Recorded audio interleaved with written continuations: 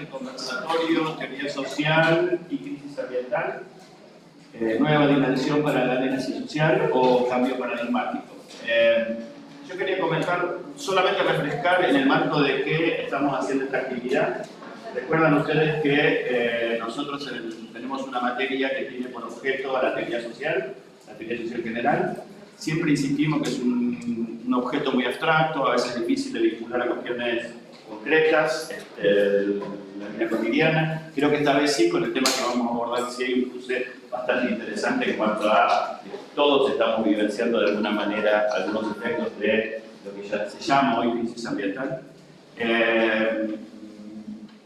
Y nada, nosotros en el marco del programa, en la unidad número 1, estuvimos trabajando ya algo en el contenido que llamamos cuestionamiento del canon, ¿no?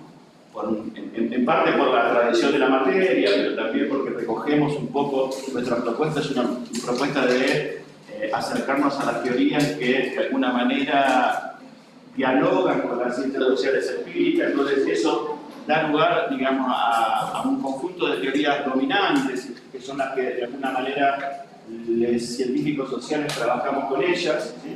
Digamos el mundo, lo comprendemos, lo explicamos a partir de esas teorías sociales y desde hace un tiempo estamos incorporando lo que llamamos el cuestionamiento del canon, una serie de teorías críticas que cuestionan a estas teorías dominantes en el campo de la teoría social en función de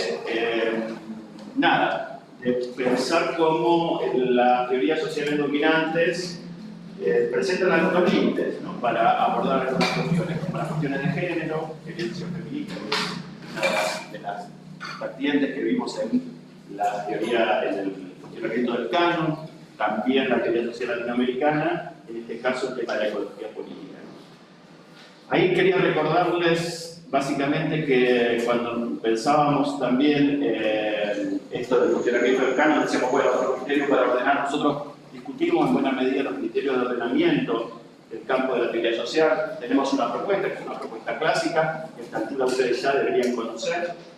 No la voy a repetir de nuevo porque la repito en toda clase, pero sí la idea de que un nuevo ordenamiento posible de eso que nosotros les proponemos a lo largo del programa era pensar entre las teorías sociales establecidas, dominantes, hegemónicas, y las teorías críticas, ¿no? Uno podría pensar la ecología política como una teoría hoy crítica, ¿no? Cuando pensábamos en teoría crítica, mencionábamos básicamente una serie de cuestiones, al menos tres que se evidenciaban, ¿no? La primera tenía que ver con el cuestionamiento a algunos de los elementos centrales del campo de la teoría social, cierta, digamos, diferenciación o cuestionamiento. La segunda es que cuestionaban algún elemento estructural, ¿no? De la composición del sistema social actual, de las sociedades contemporáneas.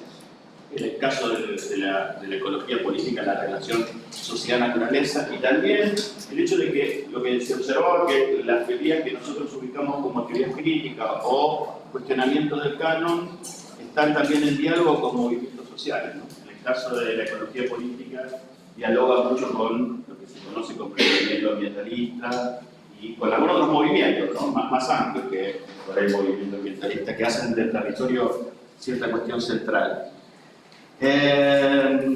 Y la crítica al canon, básicamente, ¿se acuerdan que nosotros dijimos, miren, si uno podría reducir toda la teoría social de lo que habla en última instancia de la relación individuo-sociedad, ¿no? Y un poco la ecología política lo que dice es que ese dualismo no va más en función de una crisis ambiental que es observable por lo menos desde la década del 70 en adelante, en la cual se tiene cada vez hay más evidencia empírica en torno a esa crisis ambiental y de consecuencias tremendas, digamos, para la civilización humana y también para la vida del planeta, ¿no? En ese contexto, lo que de alguna manera plantea la ecología política es incorporar la cuestión de la naturaleza, no pensar más la teoría social vinculada y exclusivamente en torno de la relación individuo-sociedad, sino también pensarla individuo-sociedad o acción social, orden y naturaleza, ¿no? Bueno, un poco para trabajar este tema invitamos acá a los compañeros que ahora lo van a presentar, profesores de la Facultad de Humanidades y Ciencias de la Educación, y el profesor Pablo, que es docente de la Facultad de la carrera de Gestión Comunitaria de Riesgo. Y quería solamente mencionar el tema de los conversatorios. Como les decía, nuestro objeto es un objeto muy, a veces, muy abstracto, que tiene a veces hay que hacer muchas mediaciones para llegar a algún tema de la vida cotidiana. Elegimos los conversatorios porque para los conversatorios temas que tienen que ver justamente con más próximos, ¿no?, a nosotros. Ya hemos hecho uno sobre trabajo social y teoría social, hicimos 2 sobre teoría social latinoamericana y uno también 2 sobre teoría social feminista. Este es el primero que le dedicamos a ecología política. Y lo pensamos fundamentalmente para temas nuevos, temas en los cuales nosotros como docentes también estamos abordándonos para incorporarlos como temas centrales o significativos del programa. ¿Sí? Ahí, digamos, de alguna manera nosotros también estamos haciendo ese recorrido junto con ustedes de adentrarnos a pensar este tema de la ecología política en el marco de un programa de teoría social. Y elegimos la modalidad de conversatorio porque nos parece que es mucho más próxima, ¿no? Es más directo, y la idea acá va a ser fundamentalmente centrarnos en lo que obviamente los compañeros pongan, pero fundamentalmente en el intercambio. Y una sola cosa, me parece que en este contexto de individualismo tan exacerbado por parte del discurso oficial, estos espacios son interesantes porque son construcciones colectivas de conocimiento, ¿no? Y me parece que vale la pena, y quizás ya de por sí juntarnos a discutir este tema tienen un contenido político, ¿no? De alguna manera cuestiona esa mirada tan individualista que domina no solamente el discurso oficial, sino también en buena parte de la cultura contemporánea. Así que nada, voy a dejarle la palabra primero a Mariel para que presente a expositores y ya arranque. Gracias por estar. Bueno, buenas tardes, cortito. Empiezo por Verónica Polsner. Es profesora y licenciada en Geografía de la Universidad de La Plata. Es especialista y magíster en Planificación Urbana y Regional por la UBA. Es profesora adjunta al cargo del seminario Geografía de los Recursos Naturales y Política Ambiental y la cátedra de Biogeografía en el Departamento de Geografía de la Universidad de La Plata. Investigadora del Centro de Investigaciones Científicas de la Facultad de Humanidades, dependiente del Instituto de Investigaciones en Ciencias Sociales y Humanidades de la UNLP CONICET. Ha dictado cursos de posgrado y actualización docente, conferencias, charlas en jornadas y seminarios sobre temas ambientales, transformaciones territoriales, áreas protegidas y acaparamiento verde de tierras, recursos naturales y bienes comunes. Bienvenida. Inés Marassi es licenciada en Geografía también por la Universidad de La Plata, es becaria del CONICET con lugar de trabajo en INSASIC, doctoranda en Geografía por la Universidad de La Plata, se desempeña como secretaria del doctorado en Geografía de la Facultad de Humanidades, abocada al estudio de temáticas ambientales, en particular conflictos ambientales y movimientos socioambientales vinculados al modelo de agrorecursos y uso de agrotóxicos, bienvenida también.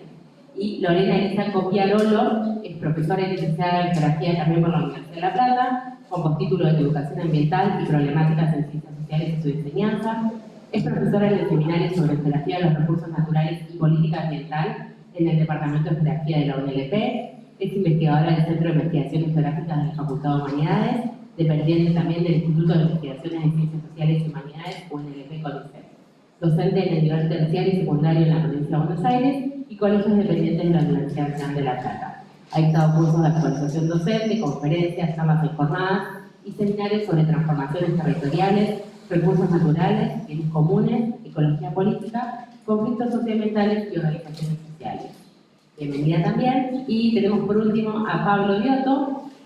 Pablo es médico veterinario y licenciado en Trabajo Social de la Universidad de La Plata. Trabajó en equipos de asistencia en catástrofes en el ámbito nacional e internacional. Desempeñó cargos en la administración pública en el área de trabajo agrario. Es docente de nuestra facultad y coordinador en la carrera de Tecnicatura en Gestión Comunitaria de RECO de la FACU. Y me pidió que esto no lo olvidamos, orgullosamente formado en la educación pública. Así que también le damos la bienvenida a todos, todas, les agradecemos y también, bueno, vamos a escucharlos activamente.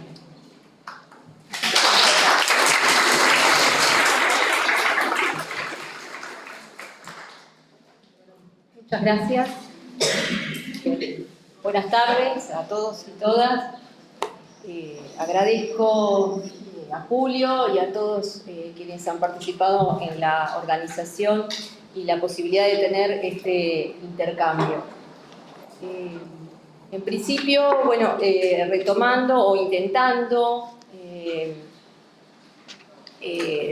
considerar y aportar al debate en torno a las preguntas que formularon desde la cátedra, comenzaremos hablando de algunas conceptualizaciones, algunas referencias a las que estamos muy habituados: crisis ambiental, colapso ecológico, cambio climático, pero también cada vez escuchamos hablar con mayor frecuencia concentración de la riqueza, desigualdad, pobreza, hambre.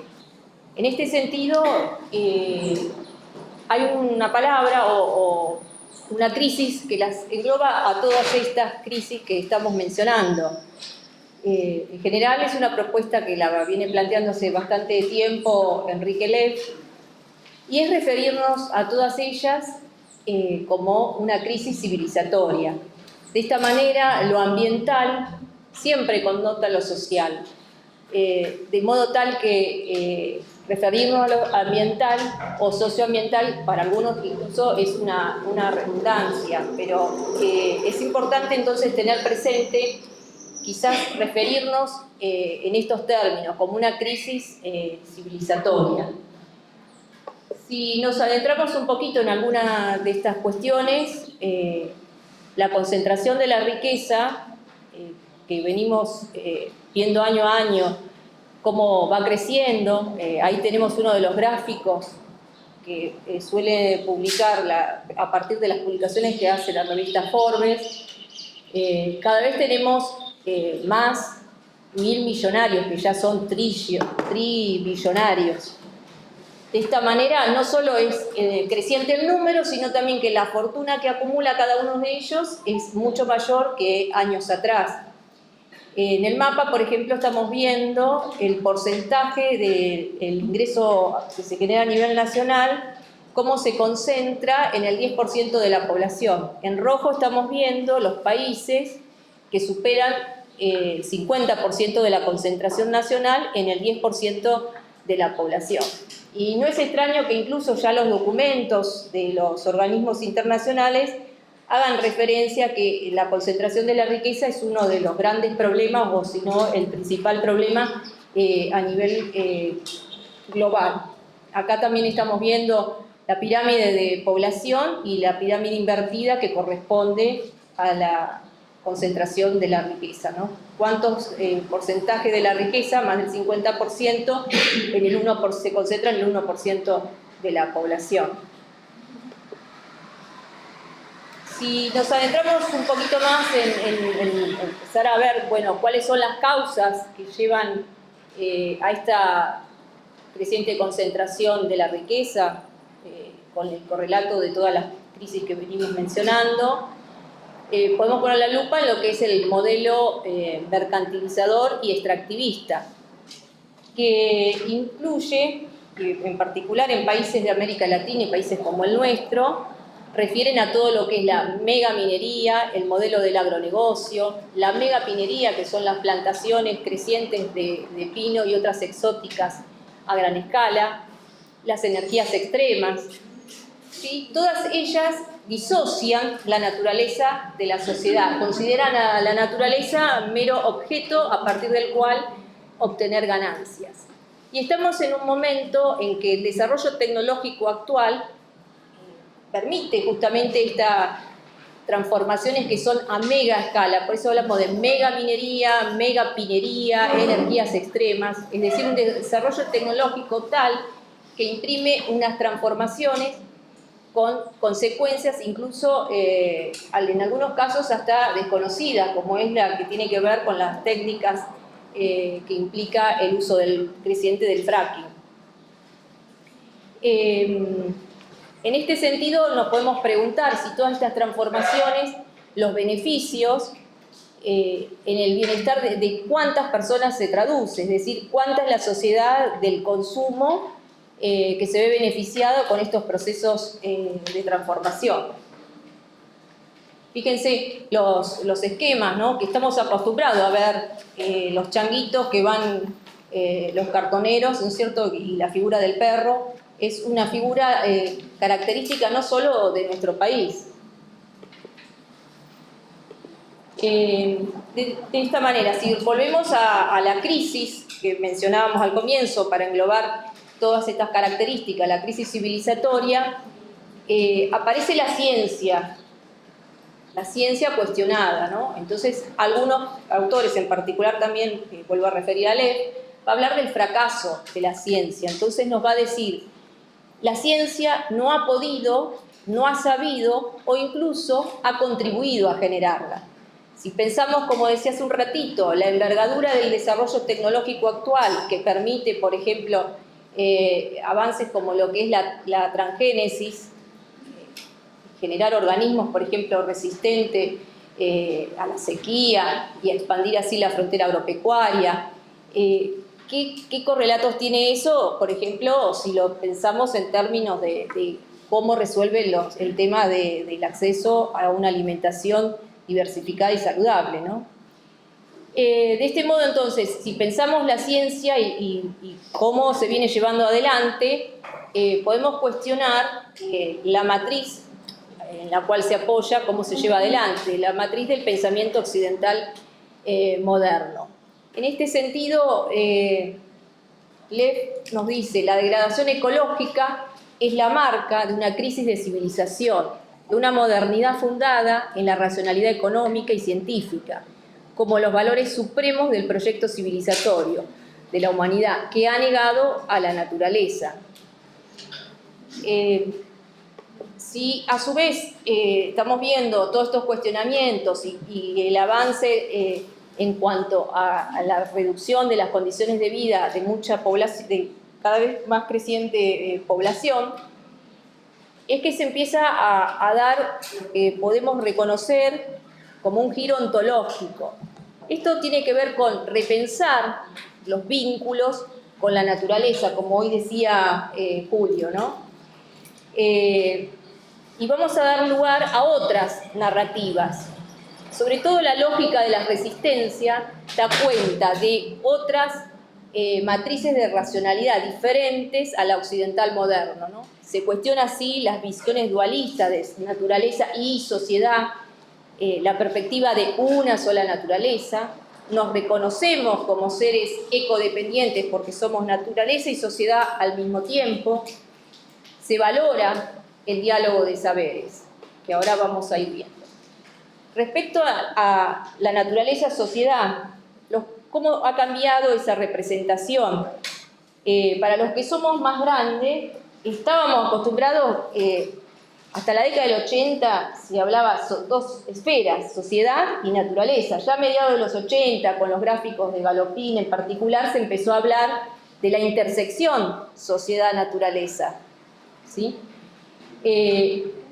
Hoy, con este reconocimiento, con este giro ontológico, se habla de la unidad naturaleza-sociedad. Y Escobar va un poquito más allá y va a decir que hay múltiples naturalezas-sociedades, ¿sí? Entonces, donde ahí vamos a incluir humanos, no humanos, y reconociendo, como dice también Lev, el ser y el saber en cada lugar. Y esto es lo que nos permite reconocer esta coevolución de los distintos lugares y por lo tanto reconocer distintas naturalezas, sociedades. Retomando lo que planteábamos recién, si hablamos de un fracaso de la ciencia, de cuestionar la matriz de pensamiento occidental moderno, las formas clásicas de concebir la ciencia, hoy se habla de la necesidad de un diálogo de saberes entre la academia, un diálogo no solo interdisciplinario, sino también un diálogo que va a retomar, por un lado, como planteaba también Julio, ¿no?, la tradición del pensamiento crítico latinoamericano, por otro lado también las experiencias de los movimientos socioambientales de base territorial en las luchas que llevan a cabo por distintas cuestiones que tienen que ver con disputa en torno a la apropiación de la naturaleza. Y por otro lado, la revalorización de saberes distintos al occidental moderno. Y en este sentido, ustedes creo que ya algo han visto, se han acercado de alguna manera a lo que es la ecología política. Emerge un nuevo campo que en realidad no es que sea nuevo, porque ya data de la década del 70, se reconocen distintas líneas, la de tradición de... primero la tradición en el Reino Unido, más vinculada a los ámbitos académicos, luego sí la tradición francesa, más vinculada a lo que es gestión, y por otro lado, lo que es la construcción de la ecología política latinoamericana. Hay diferencias porque justamente en la ecología política latinoamericana los científicos participan de los movimientos socioambientales. Hay un activismo mucho más presente y se considera en mayor medida el rol relevante que tiene el Estado. Si nos adentramos un poquito a ver definiciones, en pocas palabras, ¿qué significa? O sea, ¿qué es la ecología política? Es una construcción colectiva, interdisciplinaria, que parte de considerar las relaciones de poder en los procesos de apropiación de la naturaleza, contemplando a su vez que en este proceso de apropiación diferencial también la apropiación de esos beneficios de los procesos de transformación recae de manera diferencial, o sea, la apropiación de los beneficios, pero también los procesos de degradación que conlleva la transformación, que justamente recaen en general en la población más vulnerada, que es la que se apropia de menos cuotas de beneficio. Esto básicamente, digamos, en pocas palabras, que es la ecología política. Si quieren acá, ponemos foco en alguna de ellas. Por ejemplo, Alimonda dice, es un sociólogo de la UBA, falleció hace poquito, creo que en 2017, decía, una perspectiva de análisis crítico y un espacio de confluencia, de interrogaciones y de retroalimentaciones entre diferentes campos del conocimiento, que implica una reflexión sobre el poder y las racionalidades sociales de vinculación con la naturaleza, una epistemología política. Escobar va a decir, es un campo interdisciplinario basado en la experiencia de muchas disciplinas. Martín y Lársimo, la ecología política latinoamericana, es una construcción colectiva en la que han confluido intenciones y debates diversos autores de Latinoamérica, poniendo énfasis en el estudio de las relaciones de poder que son configuradas históricamente como mediadoras de las relaciones sociedad-naturaleza. Si queremos resumir en poquitas palabras o digamos, tildar una serie de características que pueden identificar a la ecología política latinoamericana, podemos reconocer en principio los aportes de Martínez Alier, que es un economista catalán, que fundamentalmente aporta todo lo referido a conflictos ecológicos distributivos y lenguajes de valoración. Lenguajes de valoración diferentes al predominante y hegemónico, que es el lenguaje económico. También se reconoce una fuerte complementariedad entre lo que es los conceptos de territorio en términos también de relaciones de poder, y aquí se recuperan sobre todo lo que es la producción en torno a este concepto desde geógrafos de Brasil como Manzano Fernández, Porto Gonçalves, Jasper, Marcelo Sousa Santos, y la relación del concepto de territorio justamente con conflictos socioambientales. Por otro lado, también es central el papel del Estado. Se van a reivindicar, como decíamos recién, los saberes plurales y la consideración de otras matrices de pensamiento. Es importante a su vez el rango de preguntas. Se van a valorar las experiencias y estrategias de resistencia de los pueblos. Se va a reconocer los aportes de una teoría desde la perspectiva colonial. ¿Sí? Acá ustedes, creo que algunos de estos autores han trabajado, Escobar, Dussel, Quijano, Viñolo, ¿sí? Y sobre todo se destaca, como decía recién, la presencia de académicos en los movimientos de justicia ambiental. Cuando hablamos de territorio, como me dicen que me quedan 5 minutos, entonces me quiero apurar y... Ella nos marca el ritmo, Bueno, ahí está. Bueno, entonces el concepto de territorio, cuando hablamos de territorio no hablamos de digamos, la superficie sobre la que extiende el poder un Estado, sino que estamos hablando de la construcción a partir de las relaciones de poder presentes en una sociedad. En el doble sentido, un poder que tiene que ver con la dominación y un poder que tiene que ver con la apropiación. Y esto es importante porque además del poder hegemónico, entonces estamos reconociendo un poder más difuso, que es el que permite las construcciones alternativas al modelo hegemónico. Esto es una cuestión central. Por otro lado, como decía recién, conflictos ecológicos distributivos, siguiendo a Martínez Salier, va a aportar esto de poner el foco en que en ese proceso de transformación de la naturaleza hay una apropiación diferencial, pero a su vez también hay una desigual distribución de los beneficios, como también de la degradación que generan esos procesos de apropiación diferencial. Ahora, no sé si me queda para trabajar el tema de cuestionar en el banquito de acusados al desarrollo, ¿no? Aquí es central la idea de desarrollo. Cuando pensamos en este concepto, estamos aludiendo a una perspectiva política y cultural que pone énfasis justamente en el crecimiento económico, en la lógica del mercado y en la explotación, y acá hay una cuestión central, ilimitada de los recursos naturales. ¿Sí? Nuestro planeta es finito, por eso ya tenemos acá una cuestión central que es la que va a dar origen a las crisis que mencionábamos al comienzo. Básicamente, en torno a la idea de desarrollo, que recién comentábamos acá con los otros profesores, con Pablo, Inés y Lorena, tenemos más dudas que respuestas, ¿sí? Entonces, nosotros les dejamos el granito de la incertidumbre. La idea de desarrollo viene siendo cuestionada desde hace muchos años. Justamente hay una perspectiva donde se van otorgando adjetivaciones. Entonces empezamos a hablar de desarrollo a escala humana, ecodesarrollo, desarrollo sustentable, que es el que está vigente. Y por otro lado están quienes abogan por alternativas al desarrollo. Fíjense en este juego de palabras. Uno es desarrollo alternativo y el otro es alternativas al desarrollo. Es decir, abandonar directamente esta idea del desarrollo y pensar otras formas, naturaleza, sociedad.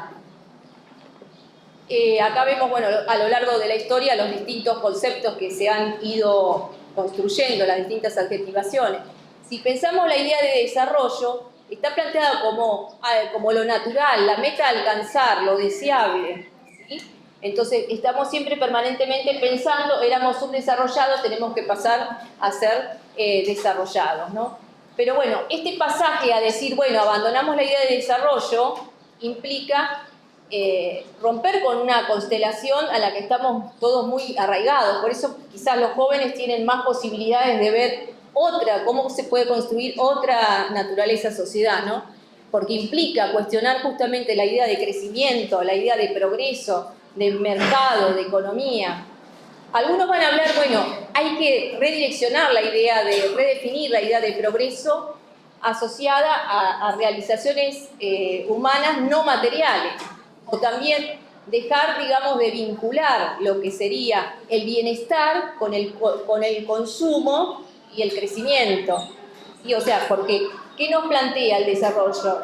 Y el progreso. La idea de progreso, esto que materialmente siempre tenemos que seguir teniendo más cosas. ¿Sí? Entonces, es repensar, bueno, el bienestar no está asociado solo a cuestiones materiales y consumo. Pero bueno, son ideas que están muy arraigadas, que no es algo fácil, por eso se habla de un cambio que tiene que ver un cambio de valores, un cambio civilizatorio, que no es sencillo, ¿no es cierto? Bueno, no me creo, ya me meto acá, no voy a salir, pero bueno, la idea básicamente planteo esto. Así como criticamos el desarrollo, las críticas al desarrollo también le caben al desarrollo sustentable. ¿Por qué? Porque el desarrollo plantea un crecimiento económico constante. Por lo tanto, si se aboga por un crecimiento constante, el planeta es finito. O sea, no se puede seguir constantemente incrementando los niveles de consumo. Es más, hoy se estarían consumiendo, supuestamente en las estadísticas globales, 2,6 planetas. Sin embargo, tenemos mucha población que no consume ni lo mínimo indispensable, que padece problemas de hambre. Ahora, si planteáramos que todos consumamos como un ciudadano medio de los países de más altos ingresos, el planeta no alcanzaría. ¿Sí? Entonces, tanto en el desarrollo como en el desarrollo sustentable hay una subordinación de lo social y lo ambiental con relación al crecimiento económico, es lo central. Y hay una imposibilidad entonces de este paradigma en el sistema capitalista por esta finititud, digamos, de los recursos, y por otro lado hay una propia contradicción que tiene que ver con el agotamiento de los recursos y por el otro lado la capacidad del planeta para poder absorber esos procesos de degradación que cada vez son de mayor envergadura. Bueno, ahora sí, ya les cedo. Ahora lo van a ver, todo esto que es más árido, más teórico, Inés lo va a bajar, digamos, a un caso. Pero pasa mucho tiempo.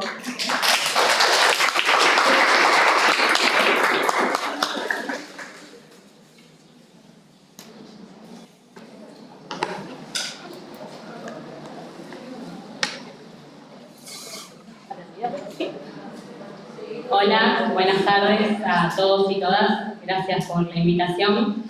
Como comentaba Verónica, la idea ahora es hacer una bajada de los cuestionamientos que ella compartió, en particular a partir del modelo productivo y el modelo de agronegocios.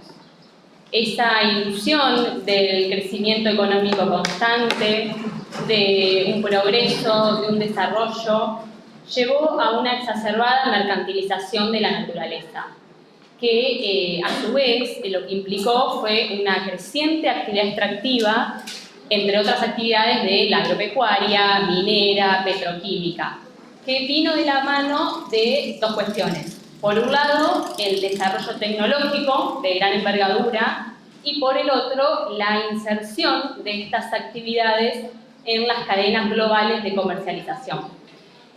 A partir de esto se da una apropiación, expropiación y modificación sin precedentes a escala planetaria de la naturaleza.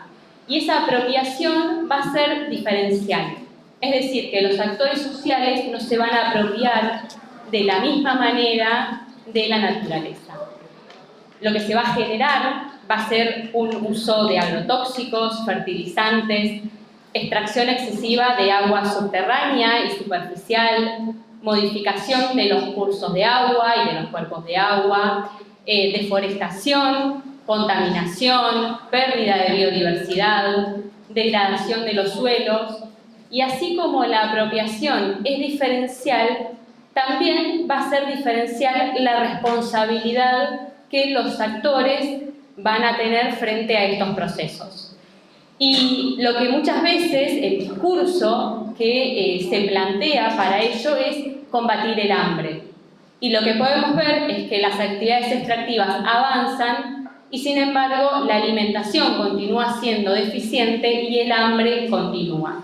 Además del hambre, todas estas afectaciones que mencionaba recién, como las sequías, las inundaciones, van a afectar de manera desigual a la población. Es decir, la apropiación, las responsabilidades y las afectaciones van a ser diferenciales, ¿sí?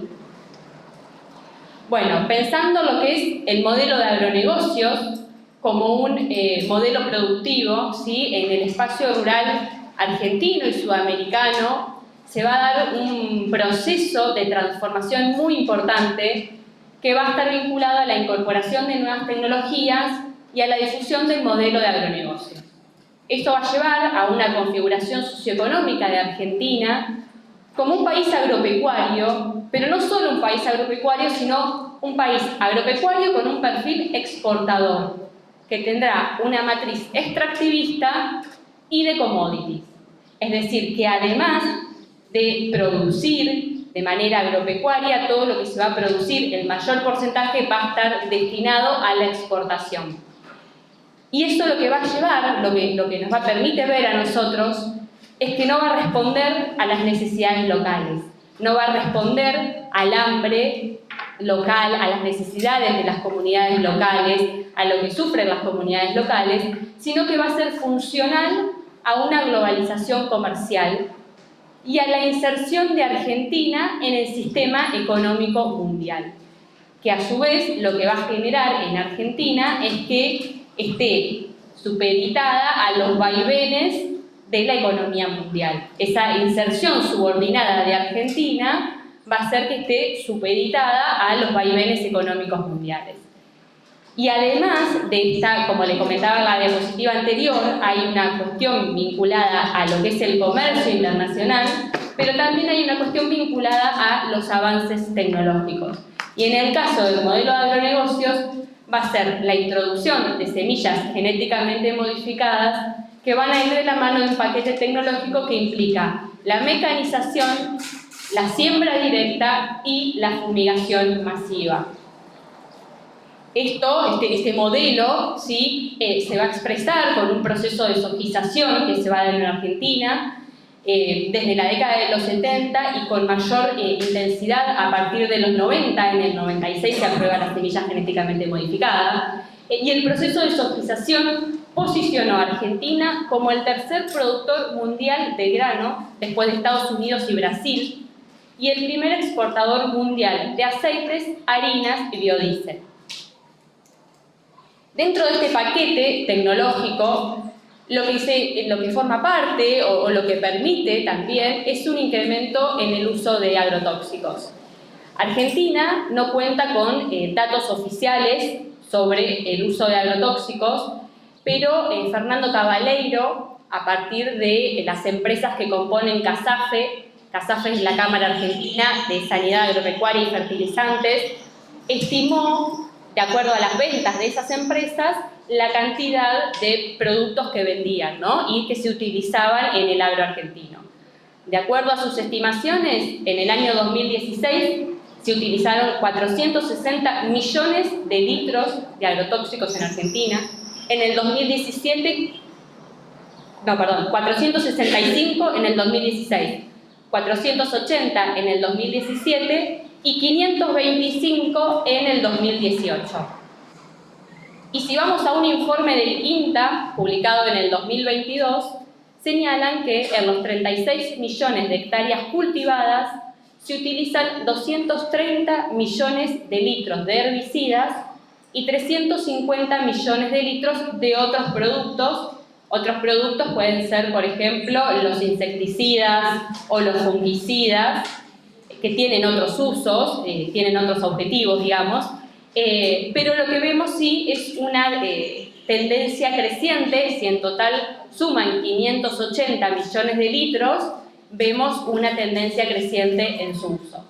Y en el otro gráfico lo que vemos es el uso de agrotóxicos para la provincia de Buenos Aires. Ese gráfico es de los pueblos fumigados de la provincia, y también vemos una tendencia creciente en su uso. Los vaivenes, las variaciones, están vinculados, por un lado, con los precios, porque son todos insumos en dólares. Entonces, lo que les comentaba recientemente de cómo influye los vaivenes en la economía mundial en las producciones. Y, por otro lado, las campañas, porque de acuerdo al cultivo que sea prioritario para cada campaña es el agroquímico que se va a utilizar. Y Argentina se ha convertido en el país con mayor consumo de glifosato en el mundo. En estos mapas, lo que pueden ver es, por un lado, en el primer mapa... No, pero me quedo quietita, no me muevo. Sí, bueno. Apretalo. Bien. Acá, toda esta zona violeta son los municipios de la provincia de Buenos Aires que tienen un predominio de agricultura. Y en la zona en verde son los municipios que tienen un predominio de ganadería. Este trabajo fue realizado por la Universidad Nacional de La Plata, a pedido de la Defensoría del Pueblo. Es un relevamiento de uso de agroquímicos en la provincia de Buenos Aires. Y si ven en el otro mapa, es el índice de agresividad agropecuario. El índice de agresividad se construyó a partir del agroquímico que se utiliza, la cantidad que se requiere, la toxicidad, y se puede observar en el estudio que hicieron que hay una correspondencia entre lo que es lo violeta de un predominio de agricultura con los tonos en bordó de un mayor índice de agresividad agropecuaria, y en los tonos verdes, donde hay un predominio de la ganadería, con los tonos rosa, un menor índice de agresividad agropecuaria. Esto, lo que nosotros lo podemos relacionar son con lo que muchos autores denominan las controversias sociotécnicas. Es decir, que se van a generar debates sobre la inocuidad de los agroquímicos o los niveles de toxicidad que puedan llegar a tener. Por un lado, vamos a tener el discurso de las buenas prácticas agrícolas, que destaca los beneficios del paquete tecnológico en el agro y que sostiene que, manteniéndose dentro de los márgenes de las buenas prácticas agrícolas, la actividad agropecuaria no debería generar mayores inconvenientes, respetando las buenas prácticas agrícolas.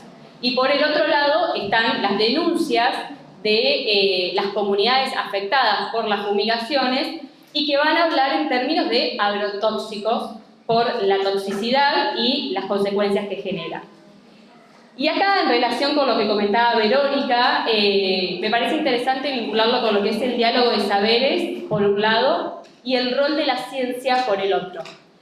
En cuanto al diálogo de saberes, en primer lugar, los relevamientos de salud comunitarios, los censos epidemiológicos que construyen las comunidades ante la falta de información oficial sobre las enfermedades y las afecciones que los están afectando.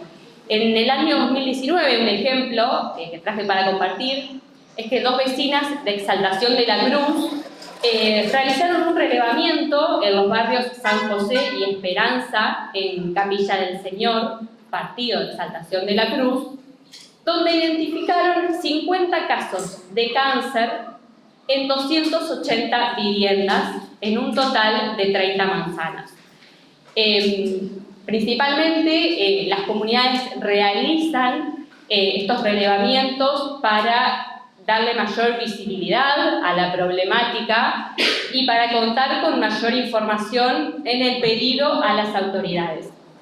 En el caso de Exaltación de la Cruz, presentaron la información en el municipio solicitando un campamento sanitario, pero el municipio, los concejales votaron que no se iba a hacer porque no había información. Igualmente a ellos les permitió visibilizar la problemática que los estaba afectando de la gran cantidad de casos de cáncer en los barrios fumigados. Y por otro lado, lo que les quería compartir en relación con el rol de la ciencia es lo que en los últimos años está tomando mayor fuerza en un sector científico académico, que es la ciencia digna. La ciencia digna son aquellos estudios que se hacen desde equipos de investigación para analizar tanto lo que es la presencia y efectos de agrotóxicos en el medio como en las personas.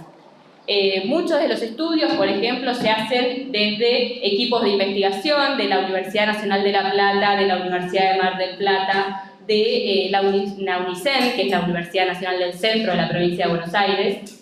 Y en este caso, un ejemplo que traje fue en el caso de Pergamino, cuando en el año 2019 la doctora Ayasa, que es una doctora en Ciencias Biológicas de la Universidad Nacional de Río Cuarto, demostró que los 4 integrantes de una familia tenían daño genético producto del contacto con agrotóxicos. A partir de ese estudio lo presentaron en la justicia y la justicia determinó una distancia de 1.095 metros para las fumigaciones terrestres y 3.000 metros para las fumigaciones aéreas. Es interesante ver cómo ya la ciencia empieza, en algunos casos por supuesto, pero empezamos a ver algunos equipos de investigación que asumen otro rol, que asumen un rol distinto, se posicionan desde lo que se denomina la ciencia digna y empiezan a respaldar y apoyar las demandas de las comunidades. Y por último, lo que les quería comentar es los conflictos y resistencias que se generan a partir de este modelo de agronegocios. El mapa, ese mapa que está ahí, es un mapa de elaboración propia a partir de una investigación. Se hizo un relevamiento de conflictos por uso de agrotóxicos en la provincia de Buenos Aires. En color naranja están los municipios donde se relevaron conflictos. Y en color verde, los municipios donde no se identificaron conflictos. Conflictos en el periodo 2000-2023, algunos se mantuvieron durante todo el periodo, otros, digamos, se mantuvieron latentes en algunos periodos más activos que otros. Hay ciclos dentro de los conflictos en donde las dinámicas van variando. Y lo que es interesante, ¿no?, es muchos autores, Vampa, Budinas, vinculan este crecimiento, esta gran intensificación de la conflictividad ambiental con una profundización del extractivismo, de este modelo productivo que se apropia, explota la naturaleza.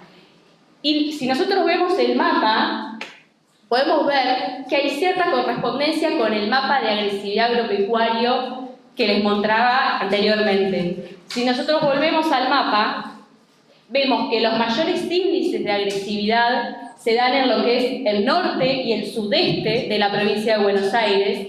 Y si volvemos al relevamiento de conflictos que hicimos en el marco de la investigación, los conflictos también se concentran en lo que es el norte y el sudeste de la provincia de Buenos Aires. Entonces, eso nos permite ver que la intensificación del modelo de agronegocios está directamente relacionado con la movilización de las comunidades. Y bueno, y la otra imagen que traje para compartir es del encuentro de pueblos fumigados de la provincia de Buenos Aires. Es un encuentro que se organiza desde el año 2008 en distintos puntos de la provincia y donde se reúnen organizaciones socioambientales locales de distintos puntos de la provincia con un montón de actores profesionales, abogados, que los ayudan también con la lucha. En un comienzo, los reencuentros se orientaban principalmente a lo que son las denuncias y compartir las experiencias de lucha, y ya en los últimos años comenzaron a avanzar en lo que son las propuestas alternativas, impulsar nuevos proyectos políticos y la búsqueda de nuevos modelos. Y para eso les traje una expresión que tienen en el manifiesto del encuentro de pueblos fumigados, que lo que ellos dicen es que hoy, más que nunca, resulta necesario hablar de un modelo alternativo que tenga como eje la reproducción de la vida de una manera responsable, el bienestar de todos, incluyendo las generaciones futuras, y el cuidado de los bienes comunes naturales. Gracias.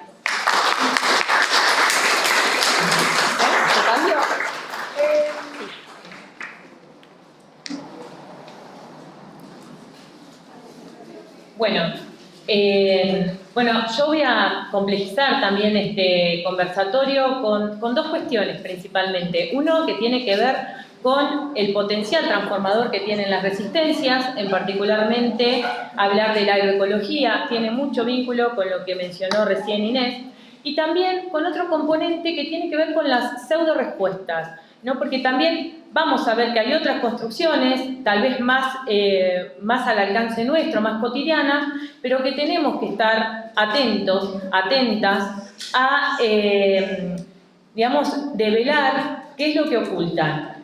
Bueno, a ver, todas estas resistencias y convergencias, un poco lo que mencionaba Inés, tienen que ver, ¿no es cierto?, luchas en defensa del agua, de la tierra, de la vida.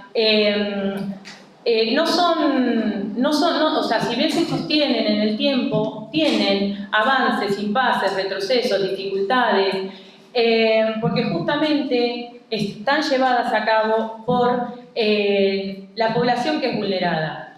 Si bien, como se mencionaba recién, se suman investigadores a apoyar esas luchas. Hay toda una construcción colectiva que tiene que ir sucediendo. En el caso de la agroecología, bueno, conceptos que se vinculan a ella va a ser soberanía alimentaria, buen vivir. En este caso, fíjense que cuando se hablaba recién del modelo de agronegocios, se hablaba ¿no? como una mercancía, y acá vamos a hablar de alimentos. Entonces, porque bueno, también gran parte de los alimentos que nosotros consumimos están mediados por esos agrotóxicos, y pensar estos modelos distintos que tienen como base el buen vivir y que piensan en la alimentación de las personas, es importante traerlos, conocerlos y que tengan cada vez más visibilidad, a pesar de que les cuesta también un montón sostener esa competencia con quienes trabajan con los agrotóxicos. Bueno, la ecología presenta desde su origen una dimensión socioeconómica, especialmente los militantes sociales y políticos latinoamericanos se valieron del concepto de agroecología para pensar una alternativa productiva, económica y social a la agricultura excluyente orientada a la exportación. Acá compartimos unas imágenes, nosotras desde la cátedra nuestra también visitamos experiencias agroecológicas. Voy a hablar puntualmente de Agroprimavera, es una finca agroecológica que se encuentra en Florencio Varela. Ellos son una familia que también sus abuelos en realidad producían de forma agroecológica, pero claramente no se llamaba así. Era como estaban acostumbrados o producían históricamente, que luego que con la incorporación de los agrotóxicos cambia esa forma de producir, y ellos son una pareja, son dos nietos que se hacen cargo de la finca y deciden justamente empezar a producir en forma agroecológica. Por supuesto, todos los desafíos que esto tiene, porque había que armar el mercado también. A veces el mercado de verduras ya está resuelto. En este caso, lo que hablaba Inés tenía que ver con más de exportación, en este caso la agroecología es más de mercado local. Muchos han visto tal vez que tuvo mucho auge con la pandemia, también y ahí se armaron más circuitos de mercado con los bolsones, que también llevó a muchas personas, no sé si será el caso de algunos de ustedes, pero también llevó a muchas personas a entender cómo se comía algo. Porque, por ejemplo, me refiero al cale, que de repente aparece algo que no conocíamos qué era, cómo se come, qué se hace. De repente empezamos a ver un tomate que tenía distinta forma, que no era por ahí por fuera divino, pero por dentro no tenía gusto al tomate. Y este tomate que por ahí tenía una forma distinta, sí tenía gusto, o algunos conocieron el verdadero gusto, digamos. Bueno, todo eso lleva a repensar y a revalorizar estos espacios de lucha y de entender la alimentación y de entender justamente los alimentos no como una mercancía, porque bien como explicó al inicio Verónica, tenía que ver, digamos, muchos de los que producen mercancía no son los que, o sea, no son los que nos alimentan a nosotros, ¿sí? Entonces, bueno, nada, estas experiencias agroecológicas es interesante conversar con ellos, sobre todo por cómo entienden las dinámicas físico-naturales, los procesos que tienen que ver con el suelo, con la tierra. Y también acá es importante vincular los movimientos vincular la agroecología con los movimientos ecofeministas. Por ejemplo, en una de las conversaciones que teníamos con algunas de las mujeres, porque principalmente son mujeres las que trabajan la tierra, ellas nos decían que se empezaron como a cuestionar esta idea de encontrarse con sus hijos manipulando agrotóxicos. Que es también lo que dio el ejemplo Inés. Yo cada vez que la escucho decir ese número de 50 casos de cáncer es como que se me pone la piel de gallina, porque nada, es un número súper alto y estamos hablando justamente de esa enfermedad que es tan compleja. Bien, bueno, este es un cuadrito que sin ser muy esquemáticos y podemos vincular que hay distintas corrientes de feminismo. Perdón, pensé que era un bello. De feminismos populares, ecofeministas o economistas feministas, pero que, bueno, en definitiva, más allá de las líneas que cada una tenga, ¿sí? Tienen una convergencia que va en busca de un territorio más justo y solidario. Bueno, y acá, corriéndome un cachito de la agroecología, ¿sí? Quería traer para problematizar, digamos, frases, ¿sí? Frases que por ahí están más cerca nuestra y que nosotros las tomamos, como se dijo hoy, son frases arraigadas, frases que todos metemos en nuestra mochila porque no son amigables, no son románticas y suenan bien en algún punto, ¿no? Crisis del agua. Supongo han escuchado hablar varias veces de la crisis del agua, pero esa frase cuando dice crisis del agua esconde algunas cuestiones. Una, establece una relación directa entre la actual escasez y la creciente dificultad que tienen millones de personas en el acceso. A ver, cuando hablamos de escasez de agua y la creciente dificultad que tienen millones de personas con respecto al acceso, puede discutir un montón, no hay una relación directa entre la falta de escasez de agua y las personas que hoy no tienen agua o que tienen que caminar kilómetros para conseguir agua, ¿sí? Otra, oculta la estrecha relación existente entre el agotamiento del agua y los patrones de consumo. Seguramente todos tenemos en la mochila nuestra que tenemos como eso de cerrar la canilla o de estar atentos al agua, pero seguramente que hay una minera en algún lugar consumiendo mucho más de miles de litros que todos ustedes, ¿sí? Entonces, estas frases tenemos que empezar a estar más atentos, tenemos que empezar a ponerles la lupita, y esto ayuda a la ecología política latinoamericana. Y esta lupita, ¿qué nos va a tratar de sacar de esas frases, ¿no? Legitimar esta idea de que todos, todas somos responsables, ¿sí? Estoy segura que ninguno de ustedes está consumiendo la misma cantidad de litros de agua que seguramente una producción agrícola, una minera. Desdibuja las responsabilidades, ¿sí? Fíjense que podemos estar muy atentos nosotros de ir a cerrar las canillas o de buscar que eso no suceda, pero no somos responsables de esa crisis del agua y esto tenemos que estar atentos ahí también.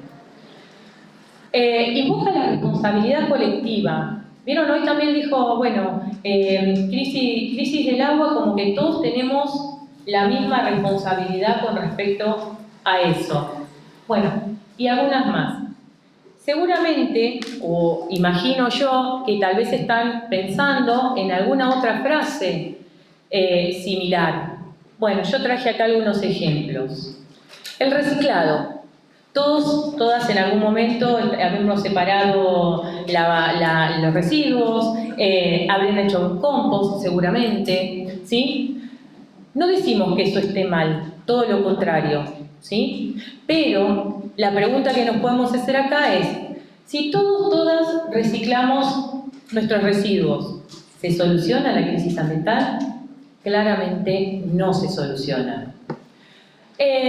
También habrán escuchado hablar de la transición energética del norte, esto de los autos a batería. Bueno, si nosotros indagamos un poquito más en eso, podemos ver que toda esa toda esa transición energética se sustenta en la explotación del litio de los países del sur. Entonces, si eso no se trata nuevamente de despojo, no sé de qué estamos hablando. Bueno, otro ejemplo, mercado de carbono. Otra frase, cuando les dicen conservar el ambiente, ¿sí? Todos, todas estamos de acuerdo en que tenemos que conservar ese ambiente. La pregunta es, ¿qué ambiente queremos conservar? Si yo le pregunto a un habitante de la orilla de la cuenca Matanza-Riachuelo si quiere conservar ese ambiente, ¿realmente lo quiere conservar? Entonces tenemos que ver, o de los mismos pueblos fumigados que mencionaba Inés, ¿realmente quieren conservar ese ambiente que está siendo todo el tiempo rociado de agrotóxico? Bueno, son esas cuestiones, ¿sí? Que cuando nosotros decimos conservar el ambiente, ojo, ¿sí? ¿Qué ambiente queremos conservar? Y nada, yo quería dejar acá una frasecita, esta frase para ir cerrando. Circuló en los primeros tiempos de la pandemia, ¿sí? Capaz que alguno la reconoce, y junto con un montón de imágenes de que las aguas se ponían cristalinas, los animales volvían a ocupar el espacio, y esta frase dice: y mientras nosotros estamos encerrados, las aguas vuelven a cristalizarse, el aire se despeja, los árboles dejan de ser talados y los animales podrán habitar en paz por un tiempo. No sé si será el mejor momento para decirlo, pero la naturaleza es tan mágica que ella misma está limpiándose del mal que le hicimos. Estamos viendo algo histórico, el año que la Tierra solita obligó al mundo a detenerse. Si agarraron parte de lo que se dijo en cada una de las exposiciones, es una frase que tranquilamente, ¿sí?, podemos cuestionar, y mucho. Primero, pregunto, ¿los árboles dejaron de ser talados? Bueno, la dejo ahí. Y pensar por último, la naturaleza como una unidad en equilibrio dinámico aleja la reflexión acerca de la apropiación diferencial de la misma y su relación con las causas profundas de la crisis ambiental.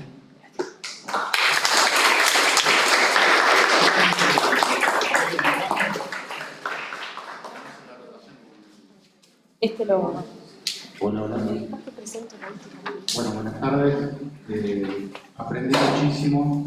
Y una de las mejores cosas que le puede pasar a uno cuando viene a un conversatorio es que los expositores anteriores le cambien completamente lo que uno tenía pensado decir, así que esto va a ser el desorden caótico que me disparó algunas de las cuestiones que ustedes estuvieron conversando. Pensaba cuando hablaban fundamentalmente, bueno, en el marco teórico que daba vos, Verónica, pero después digo, cuando hablaban de la provincia de Buenos Aires, voy a hablar yo, así que me voy a dar la pertinencia de ser un poco autorreferencial. Del año 2012 al 2015 me tocó ser el responsable en la provincia de Buenos Aires de la fiscalización del trabajo agrario, de un organismo que tuvimos la imprudencia feliz y la osadía de tratar de ver qué condiciones tenían los trabajadores y las trabajadoras del agro provincial en particular.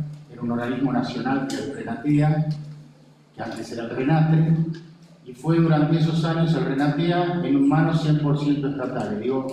Quería contar un poquito esto porque creo que viene bien lo que vos contabas. Una vez se conoce la gente en el momento que la conoce, pero es que bueno haberla conocido hace 10 años antes.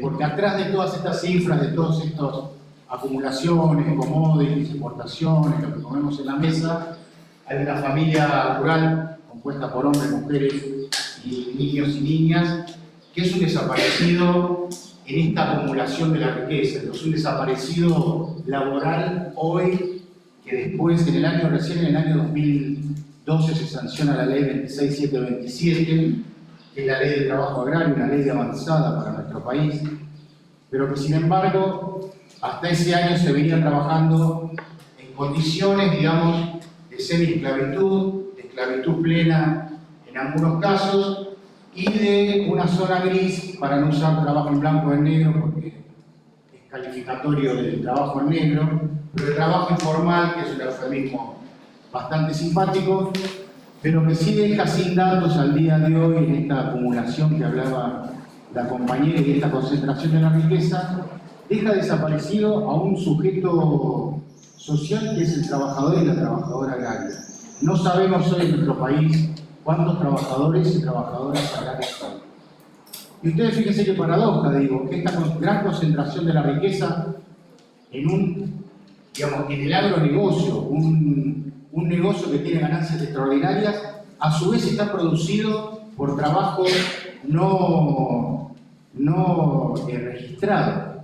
Nadie imagina en la industria petrolera que haya trabajo en negro, o en la automotriz, no vamos a trabajo en negro, aunque en la frase. Pero sin embargo en el trabajo agrario nosotros nos encontramos con esa paradoja, diría, para ser cancillerilmente, o sea, usaron un eufemismo, digamos, liviano, pero que sí escondía una relación de poder, una relación de construcción de poder muy cercano, muy inmediato, que es la que tiene el trabajador y la trabajadora rural con su empleador. Más allá de la tecnologización del campo y del agronegocio, atrás de todo ese agronegocio hay hombres y mujeres, en algunos casos niños. Lo podemos contar situaciones en la cebolla del sur de la provincia de Buenos Aires, que son situaciones, les diría, casi medievales de producción, de timba financiera, con economías que están basadas en los propios pueblos y la dinámica del pueblo, están basadas en timbas financieras donde todos ponen plata para la cosecha, los que pueden poner plata obviamente, y hay una masa inmigrante que viene viajando por todo el país y que termina regalando en los pueblos, fundamentalmente de Villarino, el municipio de Villarino, que desde hace 20 años han triplicado o cuadruplicado su población, que vienen a trabajar en la cebolla y en el resto del año hacen lo que pueden. Población migrante, en muchos casos de países limítrofes, fundamentalmente de Bolivia, y una población migrante que viene viajando por todo el país y que termina recalando en la provincia de Buenos Aires, haciendo el maíz en el norte, donde vos marcabas la gran contaminación, pasa después a hacer en la zona norte del Gran Buenos Aires, digamos en el cordón hortícola pasa a hacer la frutilla, viaja al centro de la provincia de Buenos Aires a hacer la papa y termina en la provincia de Buenos Aires en el sur haciendo la cosecha de la cebolla. Toda esta concentración de la que hablaba muy bien la compañera y el uso de agroquímicos para esa producción tiene atrás una escala humana, territorial, local, y que significa que construye territorios y construye habitabilidades en esos territorios, que además, después, también seguramente lo podemos hablar, construye escenarios de riesgo donde impactan inundaciones, tornados, olas de tornado, y diferentes situaciones críticas a las cuales, cada vez nos queda más corta esta reconceptualización del riesgo, de atender el riesgo y no atender la amenaza o aquello que lo dispara. Y yo creo que tenemos que empezar también a reconceptualizar, qué palabra difícil usamos, o a repensar qué es el riesgo en términos comunitarios y locales. Yo creo que hoy nosotros estamos en una situación de pugna de poder, siempre estamos en una situación de pugna. Lo comunitario, me voy a referir a lo comunitario y a lo social, es una situación de pugna de poder. Yo creo que en lo local, hoy más que nunca, estamos en esa situación de pugna porque estamos perdiendo la soberanía local para poder determinar en qué tipo de territorios queremos vivir. Pueblo fumigado, cualquiera de nosotros, creo que si es un análisis de sangre, acá en la ciudad de La Plata, tiene rastro de los productos que se usan en el cordón hortícola de nuestra ciudad, que es uno de los cordones hortícolas más grandes del país. Y estamos perdiendo la capacidad soberana, no solamente de elegir qué podemos comer y cómo podemos comerlo, sino estamos perdiendo también la capacidad soberana de elegir qué territorio queremos configurar. Todo esto en el marco de una reconfiguración también, o simultánea, de ese espacio de pugna, que es ese espacio que yo lo voy que hablaba vos decías que licúa la responsabilidad colectiva, a veces esta fragmentación de la hiperresponsabilidad personal de no tirar el papelito en el piso, no que tirar el papelito en el piso, pero y borra también un actor fundamental que está reconfigurándose a escala mundial. Yo creo que Julio lo podrá decir con mucha más sapiencia de lo que lo puedo decir yo, que es el Estado. ¿Qué rol cumple el Estado en las distintas escalas que tiene el Estado? La compañera mencionaba los estados municipales, los estados provinciales, los estados nacionales y la regionalización de esa producción que configura lo que nosotros desde la Tecnicatura en Gestión Comunitaria de Riesgo trabajamos como escenarios locales de riesgo o escenarios de riesgo, Este juego entre esa amenaza, llamémoslo así de esta manera, esta vulnerabilidad que tienen algunos sectores de la población, lo tienen no como carácter inherente a esas poblaciones, sino que son poblaciones vulnerables en función de ciertos tipos de amenazas que configuran un riesgo para esas mismas poblaciones. Pero estamos perdiendo, y yo creo que en eso, sobre todo creo que que acá toma un rol fundamental la ciencia, la formación y la discusión en los espacios académicos, en qué tipo de sociedades nosotros estamos pugnando por configurar. La otra vez, digamos, en una conversación hablábamos de qué profesionales nosotros queremos formar en las facultades, en nuestras distintas facultades públicas. Y yo digo, soy un convencido de que tenemos que formar profesionales para que puedan configurar otro tipo de territorios, otro tipo de sociedades. Más allá del tablero de Excel, de la máquina de hacer chorizo, de cuántos entran y cuántos salen de cada una de las unidades académicas. Me parece que ese debate es pobrísimo, creo que es una palabra francesa, pijotero, y creo que es un debate también que nos lleva a otro lugar y es no discutir qué rol tenemos nosotros en la configuración de los escenarios locales. Yo creo que, y remitiéndome a lo que más transitamos ahora, esta configuración de escenarios de riesgo locales se arma, se construye. Construimos la inundación del 2003 en La Plata, la construimos y la próxima inundación la estamos construyendo de todo por omisión de políticas públicas o por presencia de políticas públicas a veces cerradas. No es para pegarse un corchazo cuando salimos de esta conversación. Creo que nosotros tenemos una responsabilidad colectiva, como colectivo académico, como colectivo cada uno de nosotros militante, entendido en el sentido más digno de la palabra política, del hacer política para nuestras comunidades, en nuestras comunidades, como miembros de nuestras comunidades. Digo, cada uno de nosotros, más allá de ser profes, académicos, científicos, investigadores, somos miembros de una comunidad, somos pueblo, y cuando nos reconocemos como ese pueblo, creo que tenemos que empezar a generar esos mecanismos y esas construcciones epistemológicas para poder pensar otro tipo de acumulación y otro tipo de modelo, tenemos que usar una palabra prestada, de desarrollo, ¿no? Seguramente yo le preguntaba por lo bajo a Julio, si lo vieron ustedes, y seguramente lo van a ver o lo vieron en alguna de las materias, aquel famoso discurso de Truman, cuando habla en la posguerra de los modelos de desarrollo y cómo esa palabrita impactó en cada uno de los estados-nación y en cada uno de los organismos internacionales, dentro de los cuales tomamos esa palabra y cada uno la resignificamos en función de nuestro bagaje ideológico. Y hoy creo que sanamente nos estamos preguntando hasta cuándo seguimos y hasta cuánto sigue este modelo de desarrollo. Creo que la pugna macro a veces es inalcanzable, creo que a veces los datos de lo que está pasando en lo macro es desmoralizante, entonces creo que la estrategia que tenemos que hacer es la construcción local, una de las estrategias que tenemos que tener, y pensar en la construcción local y en los sistemas locales como sistemas complejos, ¿no? Esa comunidad que mencionaba esa, más allá de lo territorial del mapa, ese mapa de relaciones que es la comunidad en el local, cada uno de los territorios, pensarlo como un sistema complejo donde el cambio de algunos de esos indicadores que nosotros tomamos para la construcción de riesgo pueden significar un cambio total en el sistema y lo reconfigura.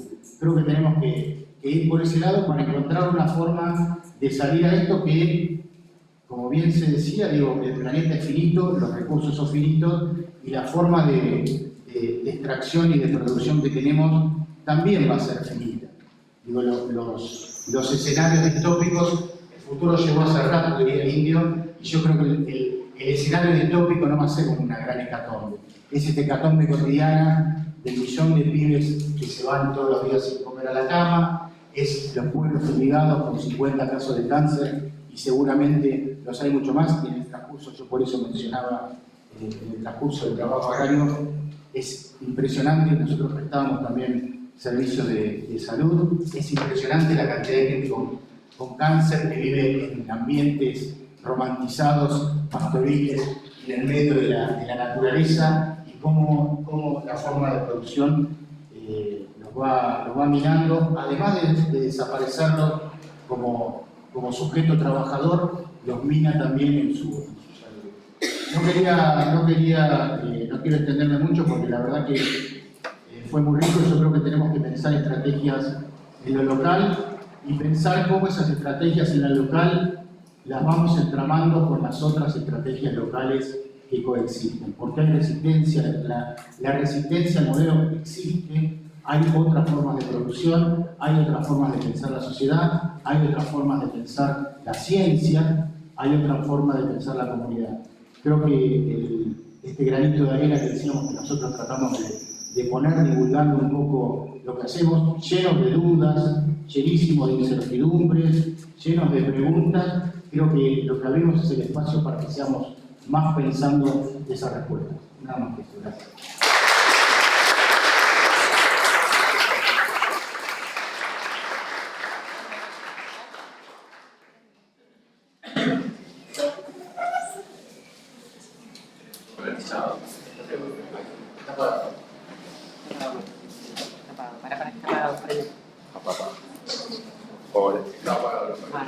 Hola.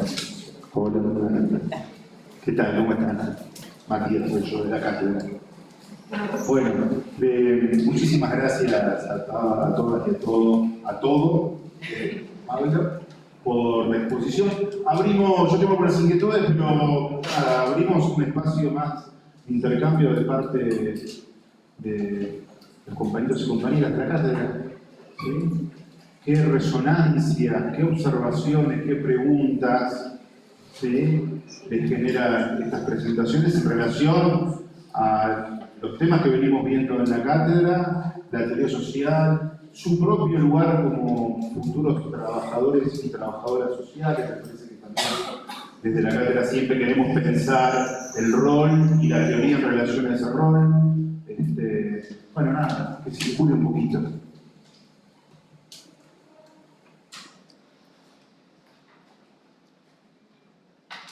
Yo les puse ahí un machetito de la frase por si alguno quiere cuestionar desde ahí para romper el hielo.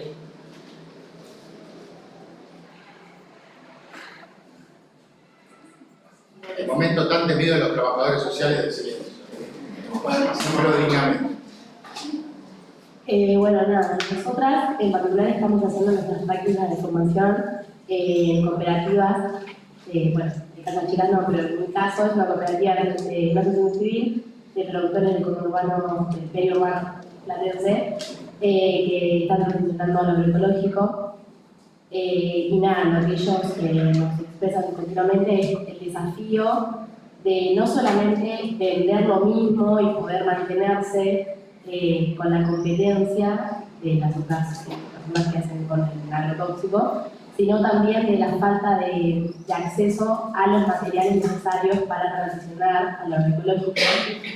Y en ese sentido me parece re valioso mencionar esto de los saberes y de poder conectar, porque esta asociación civil, casi todo el apoyo que tiene en la Universidad de La Plata, tiene contacto, bueno, acá, todas las universidades, todas las facultades algo ayudan y por eso pudieron transicionar y por eso el diálogo de saberes me parece tan importante que nosotros podamos manejar esas teorías para cuando podamos ir a los territorios como podamos verlo en la realidad efectiva que viven en esos territorios y valorar todo lo que aporta la ciencia a estos espacios. También recalcar que bueno, el espacio de Renatea fue algo que a ellos les ayudó, que hoy no está más. Y también valorar y ver cómo el Estado Nacional hoy en día no está ayudando a estos espacios, no está fomentando otro tipo de mercado ni a la agroecología ni nada, sino que es un Estado que probablemente que nos saque todo el litio con 2 pesos. Y bueno, nada, también poder dimensionar todo esto y nada.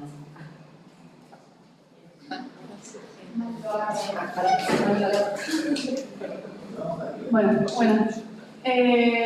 Yo soy de Junín, Buenos Aires, parte de la parte gordo de lo que somos.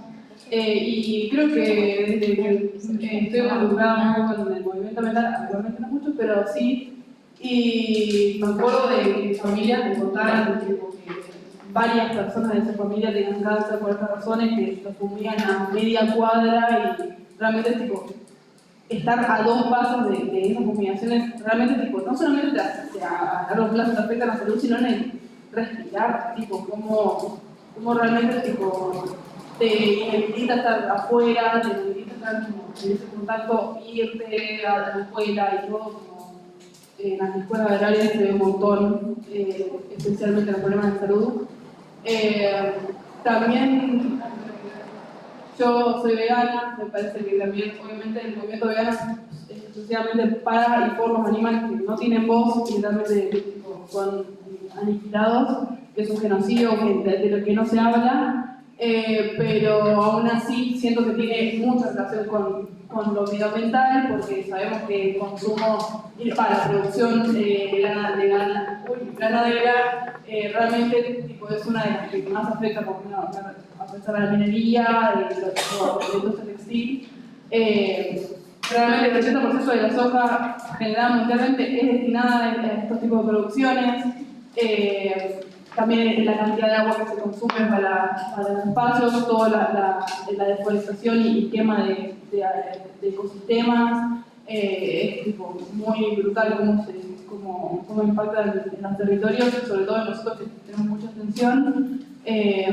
Y también quería mencionar que en Junín también hay un movimiento un poco chico, pero funciona, que también cómo afecta en los humedales, en todos los espacios que mínimo se están conservando. En el caso de Junín está la Laguna de Gómez, que realmente está seca, pero no solo porque no llueve, no.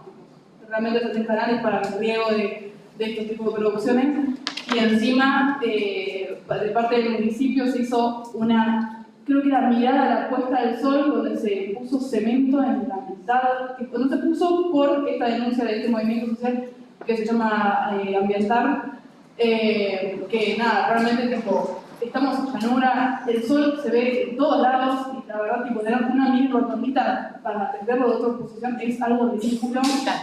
Y de la cantidad de construcciones que hay en la laguna, que se frenó completamente todo esto del COVID y todo, hubo una necesidad del agua terrible y no se ocupan de restaurar los espacios, es terrible.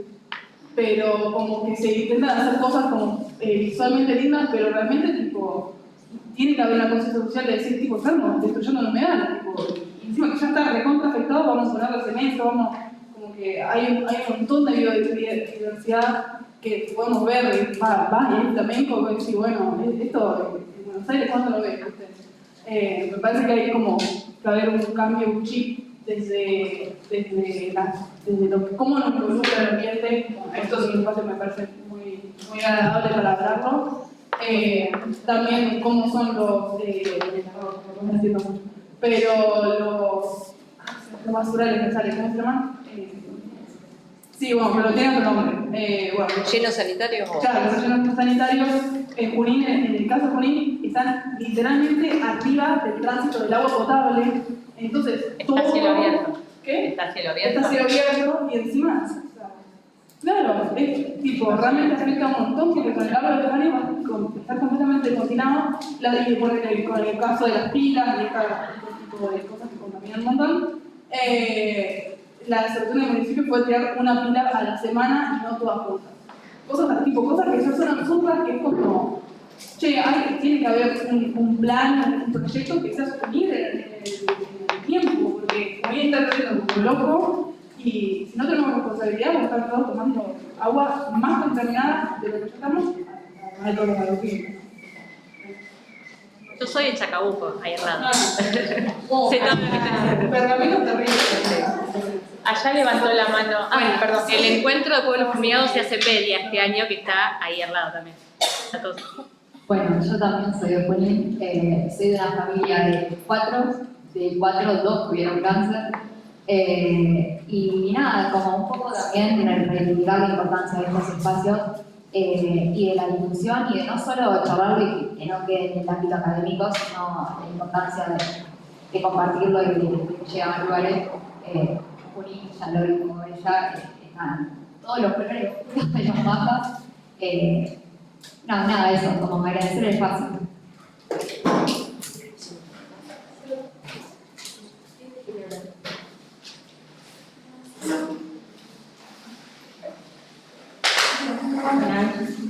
Nada, primero agradecer agradecer por el espacio que se dio de la conversatoria.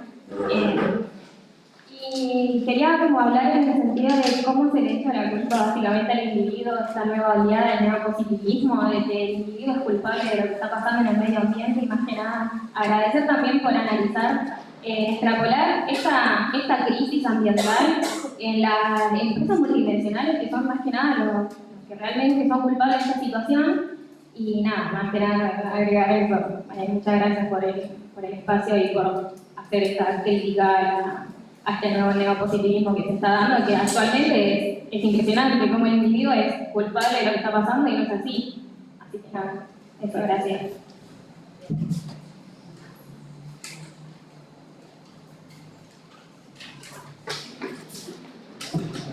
Yo, mientras tanto, agrego ahí algo a lo que comentaba la compañera con respecto a los productores agroecológicos. Bueno, de las quintas que hemos visitado nosotras, es difícil esa transición. Y en algunos casos, algunos hasta han vuelto a producir en forma, han dejado la agroecología, pero justamente porque tiene que ver con esto del mercado. Y el rol del Estado tiene mucho que ver. Bueno, nosotros siempre hacemos hincapié en este rol del Estado poroso, dual. Bueno, por un lado hay una oficina de agroecología, pero por el otro lado nos habilita que crece el trigo transgénico. Entonces, bueno, esas cuestiones dificultan estas resistencias que son muy de a pie, son muy de abajo, y que, como decía recién acá el compañero, están, pero bueno, con esto, ¿no? Con estos impases, con estas dificultades. Por eso, bueno, nos parece importante que hay que visibilizarlas y contribuir a que se fortalezcan. No, yo una cosita digo, también que creo que hay que tener en consideración, que es la importancia de la legislación local. Yo creo que hay que resignificar lo que es la legislación a nivel local en los municipios. Estoy tratando de la edad, me parece bien. ¿Cómo se llaman los edictos municipales? No, las ordenanzas. Las ordenanzas, yo creo que hay que resignificar el tema de las ordenanzas municipales, sobre todo por el sistema, mientras dure este sistema que tenemos municipal nosotros en la provincia de Buenos Aires, que permite legislar.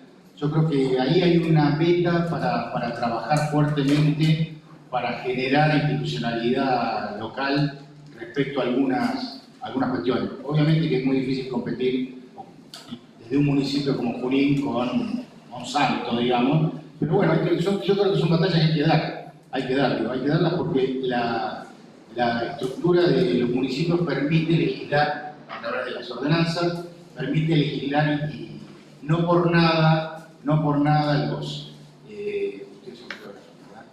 digamos, ¿cómo se llama el Código de Ordenamiento Urbano? Los códigos de ordenamiento urbano siempre, desde hace un tiempo, se discutían en el mes de diciembre entre el 25 y el 31, donde se construye qué tipo de comunidad queremos, con qué uso queremos hacer del suelo. Yo creo que hay que estar muy atentos, sobre todo quienes son de los pueblos del interior, cómo se puede incidir como cuadros formados en la universidad en esa configuración de ordenanza municipal. Yo voy a ser muy cortito porque va a ser en relación a lo que decías vos, muy cortito. Que sí, que justamente el relevamiento se hizo por municipios, y uno de los motivos fue que una de las principales demandas de las comunidades era la sanción de una ordenanza que tiene un anclaje regulatorio municipal. Entonces veíamos el peso que tenía para las comunidades la escala municipal, porque pedían una ordenanza. Eso por un lado, pensándolo desde lo que fue el relevamiento que hicimos de conflictos, pero por otro lado, a mí me genera muchas dudas relacionándolo con lo que son las fumigaciones, en cómo hacemos una fumigación aérea que está permitida en un municipio, pero está prohibida en el municipio de al lado. Entonces, muchas veces los límites administrativos del Estado no van con los sistemas naturales y con las prácticas sociales en este caso, por ejemplo, de una fumigación con un avión. Yo puedo prohibir con una ordenanza que se fumigue en un partido, pero si tengo una escuela rural en el límite del municipio y el municipio de al lado tiene habilitadas las fumigaciones, me va a fumigar la escuela. Claro, entonces digo, sí es real, porque de hecho fue algo que vimos en las comunidades, esa demanda de una ordenanza, de empezar por el territorio local, pero a su vez a mí me lleva a muchas preguntas en ese sentido, de que los límites administrativos son límites que socialmente están impuestos y que muchas veces no se condicen con los sistemas. Era por eso. No, yo retomando lo que decían las compañeras. Está pagado, me parece. Retomando lo que decían las compañeras que somos de la misma comisión territorial, nuestro centro de práctica, acá con las chicas, intentó transicionar a la agroecología, como que no lograron los objetivos, se tomó el precedente entre los compañeros de la asociación y no quieren saber nada ahora, y como que volvieron, como decía ella también, volvieron a la forma tradicional y se están viendo desde el trabajo social también, como pensaba, como decía él, en el rol del trabajo social, se están viendo otras problemáticas sociales como el género, son como las líneas de intervención del centro rural. Como que eso se dejó de lado para poder ver otras problemáticas.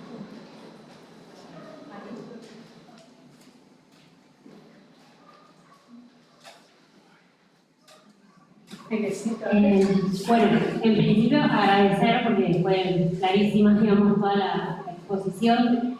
Retomo solamente como para indicar a nuestros estudiantes y estudiantes que la primera exposición que vos hiciste, no me acuerdo, Verónica, está muy buena, empezamos por Mariel para pensarla en relación a lo que estuvimos viendo de Quijano, ¿no? Esta idea de los múltiples saberes, los diálogos de saberes, la construcción de múltiples sistemas, ¿no? Como para también pensar ahí que nos da esta charla y los aportes de ustedes un montón de elementos para retomar esa lectura que teníamos. Y por otro lado, retomando las siguientes por ahí intervenciones que fueron como más concretas en relación a casos puntuales que nos vienen muy bien para pensar en el trabajo social y en los desafíos que tenemos tanto desde las prácticas como traían las chicas o nosotros desde nuestra intervención, me parecía que estaba bueno agregar, digamos, como variable el tema de el acceso a la tierra, digamos, porque justamente nos fuimos mucho hablando en relación a la respuesta de la agroecología y al menos en esta zona, digamos que es el cordón hortícola platense, uno de los más grandes, junto con el de Mar del Plata, el acceso a la tierra, la condición respecto a esas quintas, determina un montón las posibilidades para decidir qué tipo de producción, de qué forma, en qué momento y dónde venderla, porque lo que corre justamente es el pago del alquiler.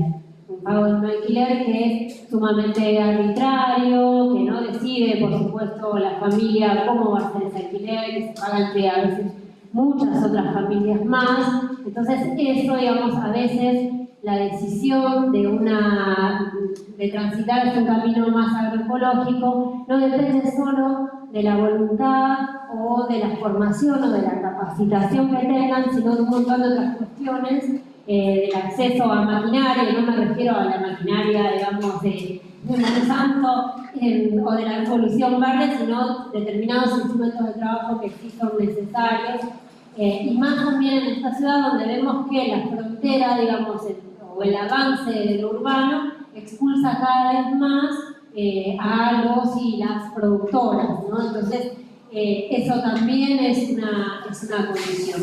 Y por otro lado, retomo lo que ustedes todo el tiempo trajeron respecto al lugar, al papel, al rol y la función que tiene que cumplir el Estado. Bueno, yo justamente trabajo en el Ministerio de Desarrollo Agrario, en el área de agricultura familiar, así que todo lo que ustedes dijeron lo vivo, digamos, y justamente ustedes lo mencionaron, esa contradicción hacia el interior de un ministerio que produce o fomenta la agroexportación, digamos, las grandes concentraciones de producción, los monopolios, que por otro lado también intenta, o bueno, tiene ahí regular las buenas prácticas agrícolas, ¿no? La receta agronómica y demás, y muy chiquitito, y cada vez más chiquitito, un programa de agroecología. Que si bien es el único programa de agroecología que hay en el país, que es el de la provincia de Buenos Aires, cada vez está más achicada, digamos, y pelea contra una monstruosidad. También tenemos una emergencia agropecuaria, que es una inundación, un granizo, un viento, y muchas veces la respuesta del Estado es nylon para invernar. Entonces ese ciclo, ¿no? O esta relación de la sociedad y la naturaleza, bueno, nos lleva a hacernos un montón de preguntas. Así que nada, agradecerlas, y me interesaba agregar esto, digamos, del acceso a la tierra.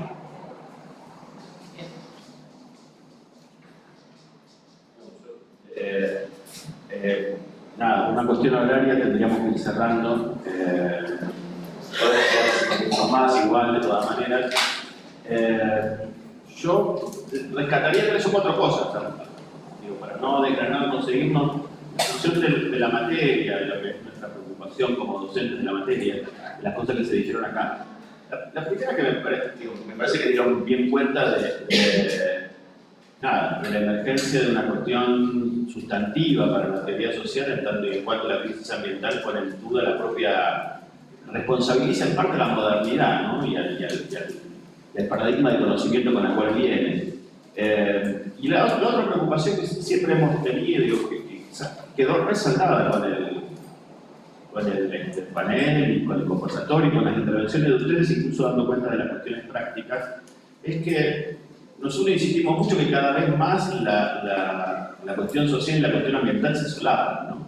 De hecho, este lunes había en una universidad del conurbano, en la Universidad General Sarmiento, el Instituto del Conurbano de esa universidad organizaba una charla, una jornada sobre política social, y cerraba la jornada de política social la intervención de alguien que yo lo conocía, que venía trabajando desde hace muchos años en Tifanfani, en cuestiones de Estado y política social, y que su intervención iba justamente para hablar de la cuestión ambiental y la cuestión social, cómo se solapaba. Ya está presente en las políticas sociales y en el trabajo social.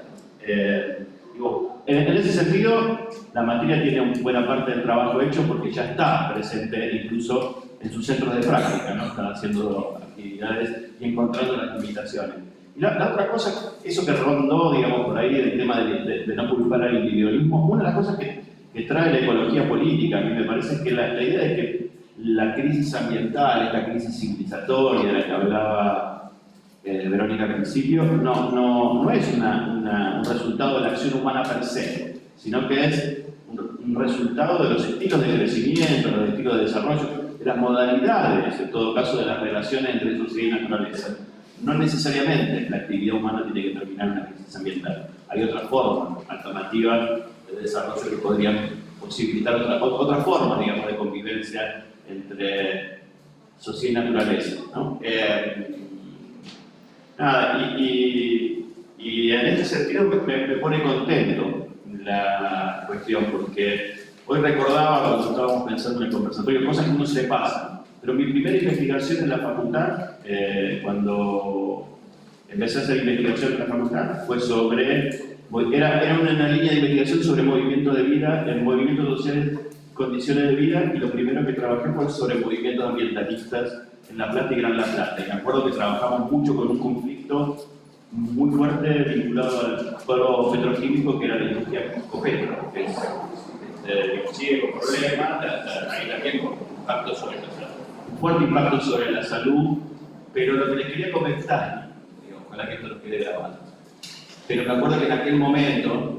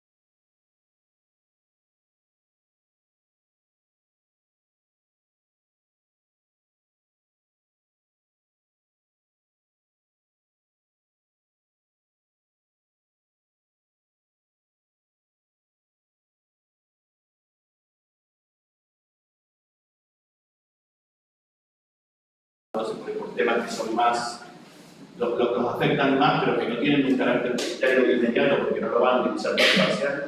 Así que nada, agradecerles y agradecer por el compromiso también de sostener la actividad colectiva que nos recayó a nosotros la organización, pero que, de la cual ustedes también son parte. Sí,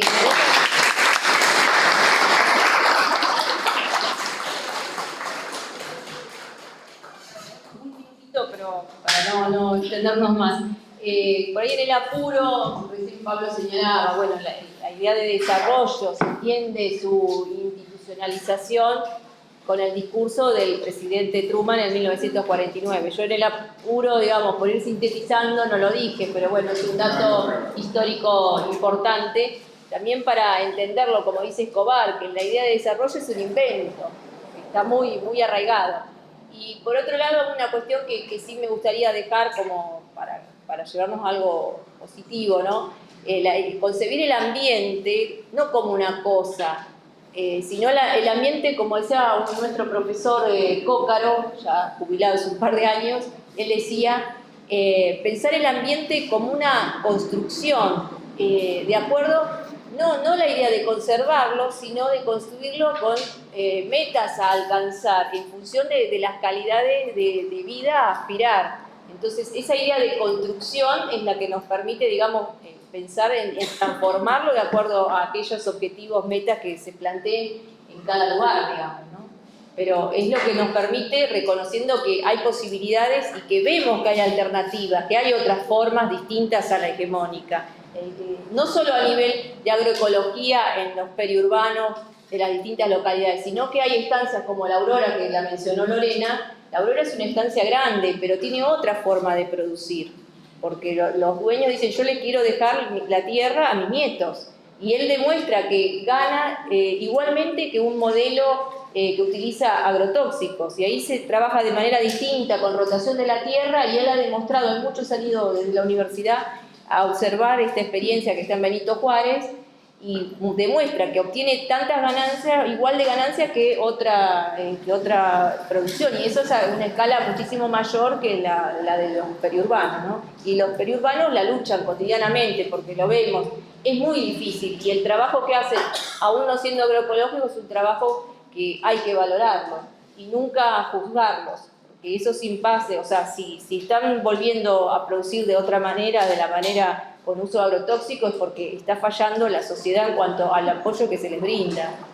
Aparte, también, bueno, pero justo nuestra asociación no pudo realizarlo, y no están vendiendo ni siquiera los productos con la convencional. Pero, o sea, pero es algo muy fuerte. O sea, pero aparte es algo como total, o sea, todos los productores vecinos, todo realmente están tirando la dura, el nivel de que nos regalan a eso.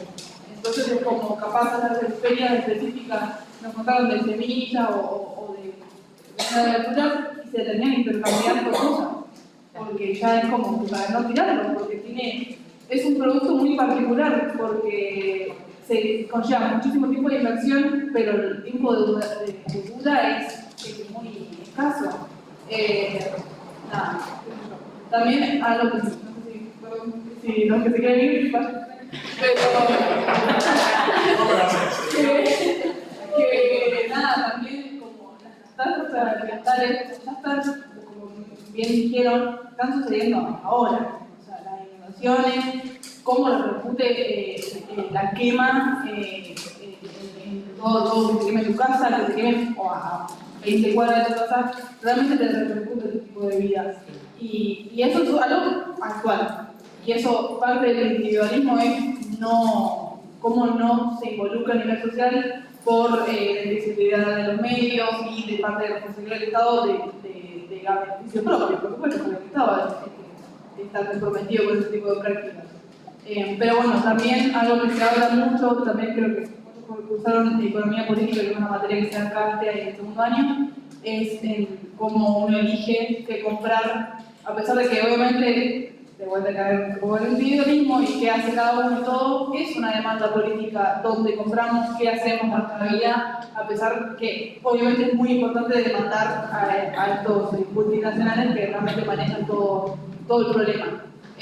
Pero las elecciones ecológicas, o incluso tipo esto, perdón, yo capaz medio pesado, pero el veganismo realmente tipo, tiene una filosofía muy importante que todos los animales realmente no tienen voz, pero es literal, o sea, no tienen voz. Entonces, es decir, si ellos pudieran gritar sería tipo una masacre enorme, porque visualizarían todo lo que conlleva, pero aparte lo medioambiental es muy fuerte y realmente una persona vegana contamina muchísimo menos que todo el resto de la población. Me invito a investigar, que realmente es algo muy interesante y que se puede acoplar a la vida y es como, realmente muy necesario, porque me puedo meter un montón de otros genocidios, pero este es como, bueno, el asadito del domingo y ya está. Entonces es como, capaz no tiene una relación, pero no. Gracias. Muchas gracias, Sofía. Bueno, muchas gracias.